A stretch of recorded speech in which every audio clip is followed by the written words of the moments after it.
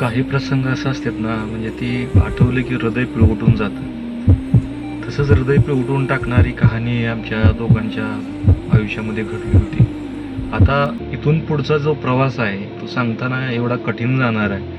आणि कठीण म्हणण्यापेक्षा की रूढी परंपरा या सगळ्या गोष्टी मांडणाऱ्या लोक याबद्दल काय विचार करतील आपण त्यांच्यावर सोडू, पण त्यांना हे ऐकणं जड जाणार आहे. नमस्कार, तुमचं स्वागत आहे आपल्या या भागामध्ये. गेल्या वेळी आपण सांगितलं होतं की तब्बल 3 वर्ष अनुचा आणि माझा संपर्क झाला नव्हता आणि 3 वर्षानंतर यात्रेत आली, नंबर घेतला आणि मग मी मंगळवेढ्यात असताना एका गॅरेजवर तिचा फोन आला आणि फोनवर आमचं बोलणं सुरू झालं. म्हणजे काय त्या दिवशी जास्त बोलणं झालं नाही, पण त्या दिवशी फोन आला. पण एक गोष्ट नमूद करण्यासारखी त्यावेळी घडली की अनुची परत माझ्या आयुष्यात एंट्री झाली आणि त्याच दिवशी तिच्या म्हणजे चुलत आजोबाची ह्या आयुष्यातून निघून गेले ते. मग ही मला संकेत काय कळाला, म्हणजे आत्ता विचार करतोय, त्यावेळी काही कळलं नाही मला की ही युनिव्हर्सचा, निसर्गाचा काही संकेत होता का काय. सुरुवातीला आमचं बोलणं हे म्हणजे असं थोडंच होतं, कमीच व्हॉट्सॲपवर वगैरे असं आम्ही बोलायचो, पण असं जास्त बोलणं होत नव्हतं. आणि थोडे दिवस गेल्यानंतर एकदा तिचा फोन आला आणि फोन बोलत असताना ते म्हणजे आवाज एकदम डाऊन, नाराज, नर्वस असल्यासारखं बोलत होते. आणि बोलता तिनं म्हणजे सगळी हकीकत सांगितली की तिचा जो मावस भाव होता कंपनीत कामाला जाताना ॲक्सिडेंट झाला आहे म्हणून तिनं मला सांगितलं. म्हणजे त्यांचा स्वभाव असा होता ना, म्हणजे समजूतदार, शांत, संयमी, समजून घेणारा सगळ्यांना. आणि ते अनुजा आणि त्यांचं म्हणजे जास्त कॉन्टॅक्ट असायचं. आणि त्यांचाच अपघात झाला म्हणून सांगितलं. ती रडायला लागली होती. मग मी बोलत असताना तिला एक शब्द म्हणले की आता मी एवढा काय मोठा नाही, म्हणजे कुठं काहीच नव्हतं ना आपलं, की म्हणलं तरी पण म्हणलं तुझं रडणं मला काय ते म्हणजे मला मनाला लागलं ना ते रडायला लागल्यावर. म्हणलं काही माझ्याकडनं मदत लागली किंवा माझ्या आईपतीची काय मदत असेल तर मी नक्कीच करीन, मला सांग म्हणलं. मग तिचा नंतर 1-2 दिवसानंतर मला फोन आला की तिथली कंडिशन सांगितली दवाखान्यातली. 8 ते 10 लाख रुपये तिथं भरलेत आणि दवाखान्याचं कंपनी पण, ज्या कंपनीचं त्यांनी काय थोडंफार पैसे भरून हात वर केला आणि परत यांना 8-10 लाख रुपये भरले ह्याने. पण परिस्थितीमध्ये म्हणजे नाही का, तब्येतीमध्ये असं काही सुधार होत नव्हता. मग दुसऱ्या हॉस्पिटलमध्ये घेऊन जायचं होतं. मग हे सगळे कंडिशन सांगितल्यावर मग मी म्हणलं ठीक आहे. मग मी विचार केला की आता यातनं आपण काहीतरी मदत करायचा प्रयत्न करूया. मी अनुनं सांगितल्यावर पुण्याला जायचं ठरवलं आणि तिथं काय मदत करता येते का, म्हणजे मदत तसा मी काय लई स्वतःला काही मी सांगत नाही, पण माझ्या परीनं खरीचा वाटा म्हणून काय करता येते का प्रयत्न करायला लागलो मी. आणि मी पुण्याला जायचा विचार केला तेवढ्यात नियतीनं पण, युनिव्हर्सनं पण तशी मदत केली. ज्यांनी वडिलांनी एक वकील सांगितलं होतं त्या केससाठी आणि त्या वकिलाचा PA पण योगायोगानं त्या PAला घेऊन मी पुण्याला जायला निघालो. ट्रॅव्हल्समधनं मी इथनं बसलो. अनुचा मेसेज आला व्यवस्थित जावा. आणि मग पुण्यात गेल्यानंतर जातानाच तिनं सगळी कहाणी सांगितली होती मला. ही आधी पण सांगितलं होतं की अशी सिच्युएशन आहे. मग तिथे गेल्यानंतर सगळी परिस्थिती, त्यांच्या घरी गेलो, सगळी परिस्थिती मला समजली. मग तिथे गेल्यानंतर तर मग जास्तच वाईट वाटायला लागलं सगळी परिस्थिती बघून, सगळ्या घरच्यांचं कंडिशन बघून. आणि मग विचार केला की आपण माजी मंत्री लक्ष्मण ढोबळे म्हणून आहेत, त्यांना कॉन्टॅक्ट करून ह्या सिच्युएशनमधनं बाहेर काढण्यासाठी काहीतरी मदत होईल अशा आशेनं मी विचार केला.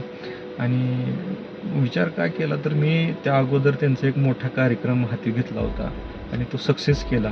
रक्तदान शिबिराचा जिल्ह्यात सगळं म्हणजे त्यांच्या नावाचं रेकॉर्ड झालं. मी तुम्हाला फोटो पण दाखवतो वाटल्यास त्याचा एक. आणि त्यामुळे ते खुश होतं. त्यांनी एकदम मला या कार्यक्रमावर खुश होऊन VIP लोकांसोबत मला जेवायला बसवलं. आणि म्हणून मी म्हणलं की यांच्याकडनं आपलं काम होतं. म्हणून मी पुण्यातील सगळ्या कुटुंबाला त्यांच्या घेऊन मी एकदा त्यांना म्हणजे तिथं फोन केला. त्यांनी सांगितलं की पुण्यातल्याच त्यांच्या घरी बंगल्यावर. आणि मग आम्ही सगळ्यांना घेऊन सकाळी 10 वाजता त्या पुण्यातल्या त्यांच्या बंगल्यावर सगळेजण गेलो. मला वाटतं 7-8 जण असतील तिथं त्यांना भेटण्यासाठी. आम्ही गेलो 10 वाजता तिथं पोचलो, तर आमची भेट जवळजवळ दुपारच्या 2 वाजता झाली त्यांची आणि आमची. आणि त्यांना सगळी हकीकत सांगितली, सगळी परिस्थिती सांगितली. तुम्हाला असं असं करावं लागेल दवाखान्यात, मेन साहेबांना किंवा कुणालाही करा असं सांगितलं. आणि याच्यात त्यांनी लक्ष घालायला पाहिजे असं आमची इच्छा होती. पण जशी इच्छा होती तसं काहीच घडलं नाही त्या दिवशी आम्ही तिथे गेल्यावर. तिने का आम्हाला पत्र काढून दिलं. त्या पत्राची अजिबात अपेक्षा नव्हती, कारण ती आम्हाला वेगळी मदत पाहिजे होती. तिथनं म्हणजे फक्त आम्हाला एक पत्र तोडल्याला कागद पुसल्यासारखी आमची परिस्थिती झाली. आम्ही तिथनं सगळेजण नाराज होऊन आम्ही परत आलो. आम्हाला मेसेज केला आणि सांगितलं की अशी अशी कंडिशन झाली आहे. अनु म्हणायला लागली काही करा, मार्ग काय ना काहीतरी यातनं काढा. मग मी त्यावेळी टायगर ग्रुपचे अध्यक्ष तानाजी भाऊ जाधव यांना फोन केला. आणि फोन केल्यानंतर त्यांनी मला तिथल्या पुण्यातल्याच रुग्ण हक्क परिषदेचे एका चव्हाण म्हणून एक व्यक्ती तिथं आहे, त्यांचा नंबर दिला. त्यांना मी फोन केल्यावर त्यांनी ऑफिसला बोलवलं. मग दुसऱ्या दिवशी, त्या दिवशी गेलो ना, दुसऱ्या दिवशी आम्ही ऑफिसला गेलो. तिथं चव्हाण साहेबाची भेट घालून दिली. त्यावेळी त्यांनी सगळे डॉक्युमेंट मागितली तिथली.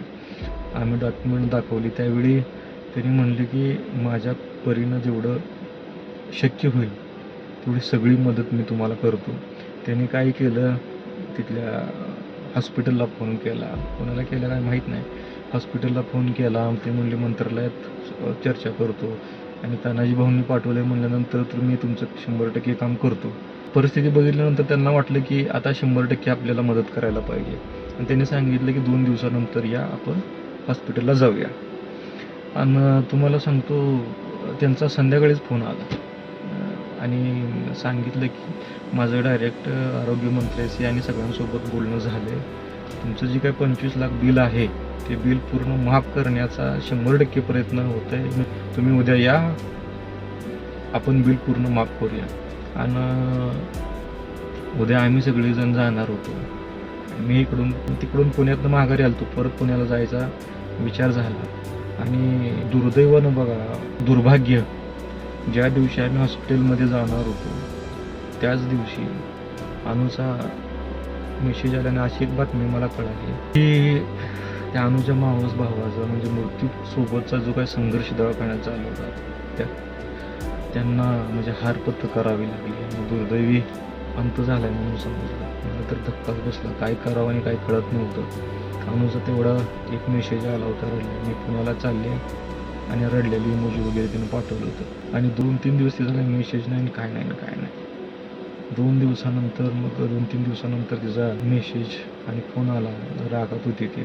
अनु म्हणायला लागली मला की तुम्ही का तिथं आला नाही, का आला नाही. म्हणजे आता मला आठवत नाही आता मी काय गेलो नाही, पण आम्ही याल तुम्ही इथं ह्या सिच्युएशनमध्ये असं वाटलं होतं, पण तुम्ही आला नाही. त्यामुळे ते अनु नाराज झाली. पण आमचं बोलणं बंद झालं नव्हतं. आम्ही बोलतच होतो. मग हळूहळू आमची बॉन्डिंग, म्हणजे मी जी काय केलेली त्यावेळीची मदत होती, ती मदत म्हणजे काय झालीच नाही सोडा माझ्याकडनं, पण फक्त धावपळ करतो तुम्ही, प्रयत्न करतो. पण ती मनाला जास्त भावली अनुच्या, तिला बरं वाटलं. कोणीतरी आपलं असं सारखं तिला वाटलं. आणि मग जास्तच ती पहिल्यापेक्षा माझ्या जवळ आली. आमचं बोलणं वाढलं आमचं. आणि मग मी पहिलं माझा आणि तिचा दुरावा झाला होता. त्यात मी तुम्हाला सांगितलं का नाही, देवदास सारखी परिस्थिती झाली होती. एक दुसऱ्या पार्टमध्ये पुढची कहाणी सांगतो तुम्हाला.